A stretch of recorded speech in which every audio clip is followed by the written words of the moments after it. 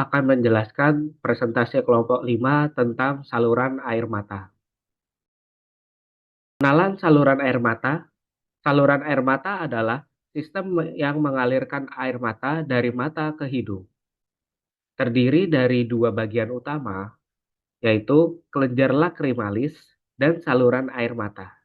Lokasinya dimulai dari sudut mata bagian dalam dan mengalir ke hidung melalui saluran nasok, nasok, nasolacrimal. Selanjutnya, fungsi saluran air mata. Pertama, menjaga kelembapan mata, melindungi dari debu dan kotoran. Kedua, mengandung antibodi untuk melawan infeksi. Yang ketiga, menghilangkan kotoran atau iritan yang masuk ke dalam mata.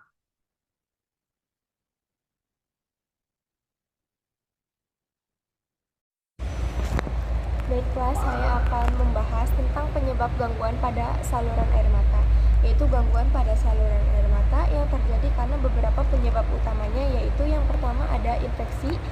Infeksi bakteri atau virus dapat menyebabkan peradangan dan penyumbatan pada saluran air mata.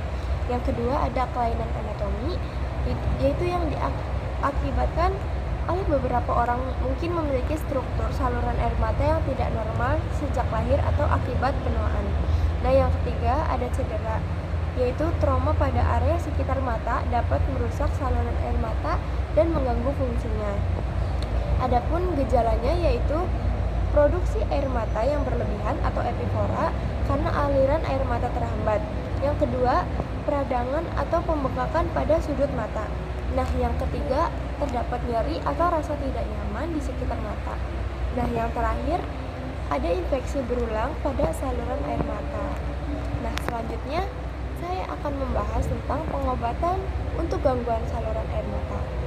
Nah, pilihan pengobatan yaitu ada 3. Yang pertama ada obat-obatan seperti antibiotik atau antiinflamasi yang digunakan untuk mengatasi infeksi atau peradangan. Yang kedua ada pembedahan atau prosedur seperti dekriosistorinostomi atau DCR yang dilakukan untuk membuka saluran air mata yang tersumbat. Yang ketiga, terapi lainnya. Teknik seperti dilatasi atau penggunaan stent untuk memperbaiki aliran air mata. Nah, pentingnya deteksi dini yaitu deteksi dini dapat mencegah komplikasi lebih lanjut seperti infeksi yang menyebar ke jaringan di sekitar mata, dan perawatan yang tepat membantu memulihkan fungsi saluran air mata dengan cepat. Baik, di sini saya akan melanjutkan penjelasan dari teman saya, yaitu peran air mata dalam melawan infeksi. Yaitu dalam air mata memiliki fungsi penting dalam menjaga kesehatan mata, yaitu kandungan antibodi dalam air mata yang terutama imunoglobin A yang berperan aktif melawan bakteri, virus, patogen dan lainnya. Seperti antibodi, air mata juga mengandung enzim lisozim yang dapat menghancurkan dinding sel bakteri dan mencegah infeksi, beserta komponen lainnya seperti laktoporeside dan laktoferin turut membantu melawan mikroorganisme dengan mencegah pertumbuhannya. Dan selanjutnya itu yang kedua ada kontribusi saluran air mata terhadap sistem pertahanan tubuh. Saluran air mata berfungsi mengalirkan air mata dari mata ke rongga hidung melalui kanal kuli lakrimal atau kantung lakrimal dan ductus nasolakrimasi. Proses ini memungkinkan pembuangan mikroorganisme dan partikel asing yang terperangkap di permukaan mata. Dengan cara ini, saluran air mata dapat membantu mencegah patogen yang berkembang biak di air mata, dan saluran hidung menjaga kesehatan mata dan sistem pernapasan bagian atas. Selanjutnya yaitu inovasi dalam teknologi medis terkait saluran air mata. Dalam perkembangan teknologi medis telah membawa inovasi dalam diagnosis dan perawatan gangguan saluran air mata. Ada beberapa inovasi penting yang meliputi, yaitu ada implan saluran air mata yang menggunakan tabung silikon mikro untuk membuka sumbatan pada saluran air mata.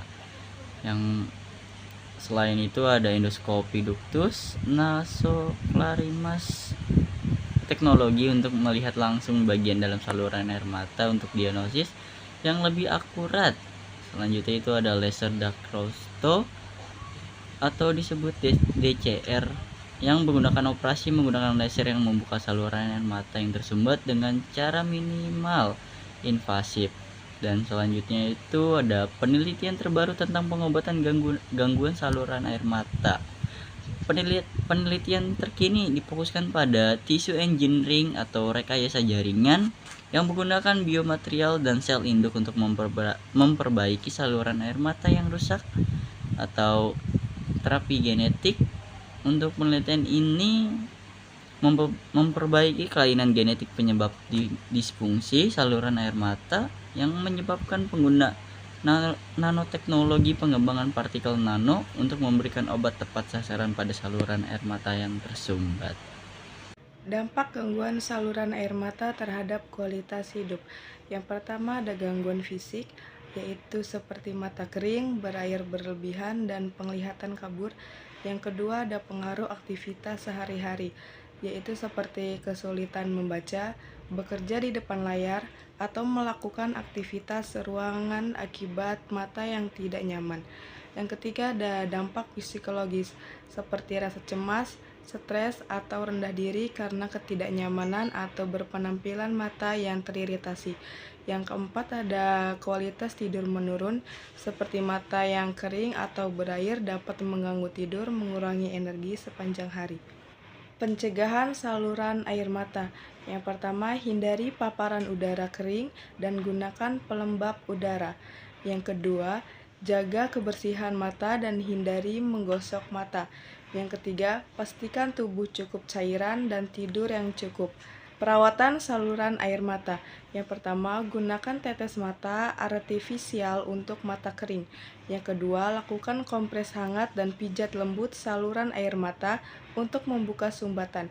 3. Konsultasikan ke dokter jika gangguan parah, mungkin diperlukan prosedur medis seperti probing.